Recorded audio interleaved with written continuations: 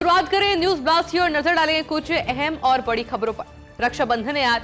भद्रा के व्यवधान से पूरी तरीके से मुक्त रहेगा रक्षाबंधन। आज सूर्योदय से पूर्व ही भद्रा समाप्त है, जिससे पूरा दिन रक्षा सूत्र बांधने के लिए अत्यंत शुभ माना जा रहा है।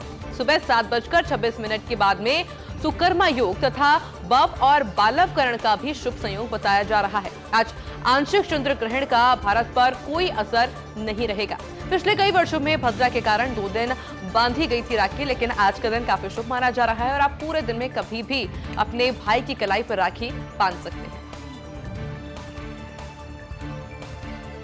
वहीं देखिए, केंद्रीय मंत्री गजेंद्र सिंह शेखावत जोधपुर प्रवास पर हैं। राखी का त्योहार अपने निवास पर मना रहे हैं शेखावत के निवास पर राखी की शुभकामनाएं देने के लिए बहनें पहुंची और शेखावत ने बड़े ही उत्साह और उमंग के साथ बहनों से राखी भी बंधवाई है। हर बार की परंपरा की तरह इस बार भी बड़ी संख्या में भाजपा महिला कार्यकर्ता भी राखी बांधने के लिए पहुंची है। शेखावत अपने निवास पर पहुंची बहनों का मुंह भी मीठा कराया गया। राखी के त्योहार पर बहनों के अलावा बड़ी संख्या में भाजपा की कार्यकर्ता और पदाधिकारी भी उनसे मिलने के लिए और राखी की शुभकामनाएं देने के लिए पहुंच रही हैं।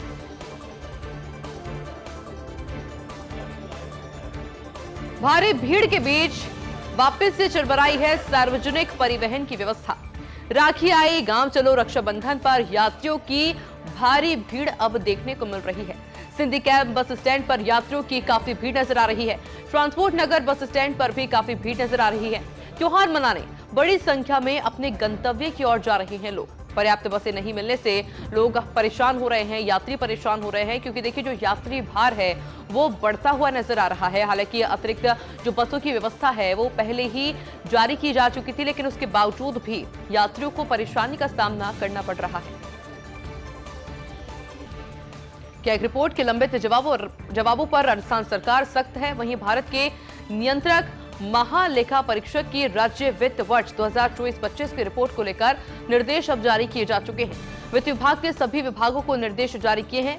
रिपोर्ट में शामिल अनुच्छेदों के जवाब 3 महीने में भेजने होंगे। जवाब भेजने की अंतिम समय सीमा 20 नवंबर 2026 तय कर दी गई है। ऐसे में महालेखाकार की समीक्षा के बाद जवाब राजस्थान विधानसभा की जन लेखा समिति को भेज दिए जाएंगे। संबंधित विभागों को विधानसभा के लिए 30 प्रतियां उपलब्ध कराने के भी निर्देश जारी किए जा चुके हैं। ऐसे में समीक्षित जवाब की 4 प्रतियां महालेखाकार और 1 प्रति वित्त विभाग को भेजनी ही होगी और इस रिपोर्ट में सामने आई अनियमितताओं पर कार्रवाई और जिम्मेदारी तय करने के भी निर्देश अब जारी किए जा चुके हैं। भविष्य में ऐसी अनियमितताओं की पुनरावृत्ति रोकने के लिए भी व्यवस्था और सुधार शासकीय निर्देश जारी करने के लिए कहा गया है। वित्त विभाग ने सभी विभाग अध्यक्षों को तत्काल कार्रवाई के निर्देश जारी किए हैं। निकाय चुनाव में विचार परिवार की दिलचस्पी नजर आ रही है। प्रदेश से जुड़े एक वरिष्ठ संघ पदाधिकारी ने मुलाकात की।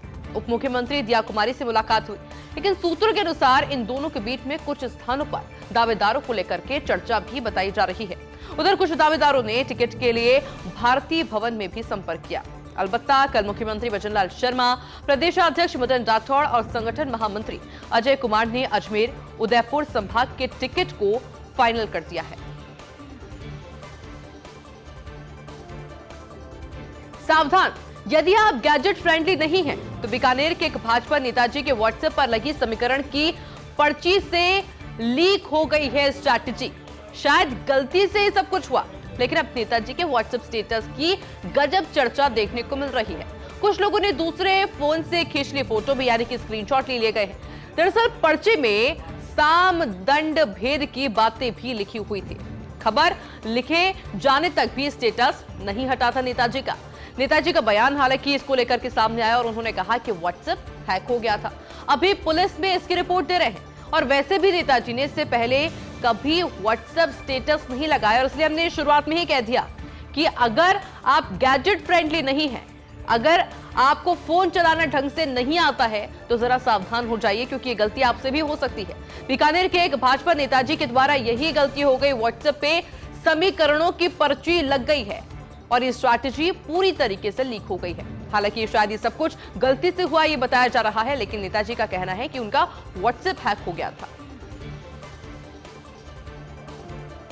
चलिए अब आपको बीकानेर निगम चुनाव को लेकर एक सियासी गपशप दे देते हैं। भाजपा में एक नेताजी मेयर के लिए कर रहे थे दौड़ धूप। वार्ड को लेकर स्थिति उहापोह की रही है। ऐसे में अब पत्नी के लिए टिकट मांग रहे हैं। साथ ही डिप्टी मेयर के लिए अभी से लॉबिंग करनी शुरू कर दी है। हालांकि नेताजी लंबे अरसे से संघर्षरत बताए जा रहे हैं। चूरू के बिदासर में एसओजी की बड़ी कार्रवाई देखने को मिली है। यहां महिला अधिकारिता भर्ती परीक्षा 2018 पेपर लीक का ये पूरा केस है। ऐसे में कांग्रेस नेता मनीराम सारण को एसओजी ने गिरफ्तार कर लिया। तुलसाराम कालेर गैंग से 5 लाख रुपए में पेपर खरीदने का इस पर आरोप लगा हुआ है। वहीं बीकानेर के परीक्षा केंद्र से पेपर लीक कर नकल करवाने के मामले में इस पूरी कार्रवाई को अंजाम दिया गया है।